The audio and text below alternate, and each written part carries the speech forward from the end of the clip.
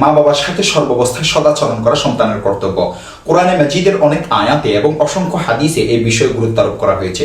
সূরা বনী ইসরাঈলের 23 ও 24 নং আয়াতে আল্লাহ তাআলা বলেন, যার অর্থ হচ্ছে, তোমার রব আদেশ করেছেন যে তিনি ছাড়া আর কারো ইবাদত তোমরা করবে না এবং পিতামাতার সঙ্গে ভালো ব্যবহার করবে।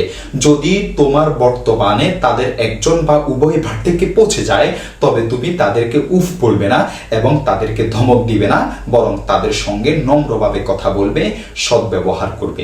আর করুণা ভরে তাদের সামনে বিনয়ের ঢানা বিছিয়ে দাও এবং বলো, হে আমার প্রভু, হে আমার রব, তাদের প্রতি দয়া করুন, যেমন তারা শৈশবে আমাকে লালন পালন করেছেন।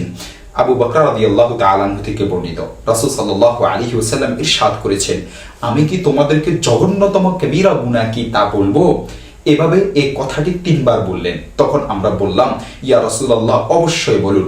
রাসূল সাল্লাল্লাহু আলাইহি ওয়াসাল্লাম বললেন, জঘন্যতম কবিরা গুনাহ হলো আল্লাহ তাআলার সাথে কাউকে শরীক করা এবং মা বাবার অবাধ্য হওয়া।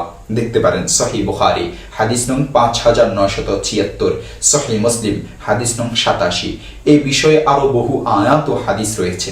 এছাড়া পিতামাতা বা আত্মীয় স্বজনের সাথে কথাবার্তা বন্ধ করে দেওয়াও কবিরা গুনাহ।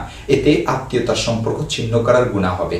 আর আত্মীয়তার সম্পর্ক ছিন্নকারী সম্পর্কে রাসূল সাল্লাল্লাহু আলাইহি ওয়াসাল্লাম ইরশাদ বলেছেন, আত্মীয়তার সম্পর্ক ছিন্নকারী বেহেশতে প্রবেশ করবে না। দেখতে পারেন সহিহ বুখারী হাদিস নং 5984, সহিহ মুসলিম হাদিস নং 2556। আর আত্মীয় বা কোনো মুসলমানের সাথে কথা বন্ধ করে দেওয়ার ব্যাপারে হাদিসে নিষেধাজ্ঞা এসেছে।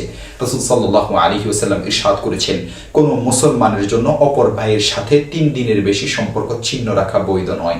সুতরাং যে ব্যক্তি 3 দিনের বেশি সম্পর্ক ছিন্ন রাখবে এবং এই অবস্থায় মৃত্যুবরণ করবে, সে জাহান্নামে প্রবেশ করবে। দেখতে পারেন সুনানে আবু দাউদ হাদিস নং 4878। সুতরাং এমন হলে কর্তব্য হলো মা বাবা ও আত্মীয় স্বজনের সাথে সুসম্পর্ক গড়ে তোলা, মা বাবার কাছে ক্ষমা চাওয়া এবং তাদেরকে সন্তুষ্ট করা ও তাদের দেখাশোনা এবং খোঁজ খবর নেওয়া। ছেলে মেয়ের উক্ত অপরাধের কারণে মা বাবার জন্য তাকে মিরাস থেকে একেবারে বঞ্চিত করে দেওয়া এবং সব সম্পত্তি অন্য সন্তানের নামে লিখে দেওয়া ঠিক নয়।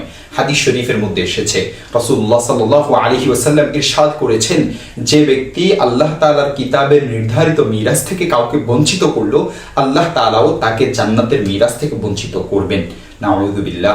দেখতে পারেন মুসান্নিফে ইবনে আবি শাইবা হাদিস নং 34688। তাই এমনটি করলে কর্তব্য হলো মিরাস থেকে বঞ্চিত সন্তানকেও সম্পত্তি দেওয়া। প্রয়োজনে যার নামে সম্পদ লিখে দেওয়া হয়েছে সেও এ ব্যাপারে পিতাকে মাতাকে সহযোগিতা করা উচিত। আবার সে নিজ থেকেও সম্পত্তির অংশ দিয়ে মা বাবাকে দায়মুক্ত করতে পারে। দেখতে পারেন ফাতাওয়ায়ে খানিয়া 3 নং খণ্ড 279 নং পৃষ্ঠা, ফাতাওয়ায়ে হিন্দিয়া 4 নং খণ্ড 319 নং পৃষ্ঠা।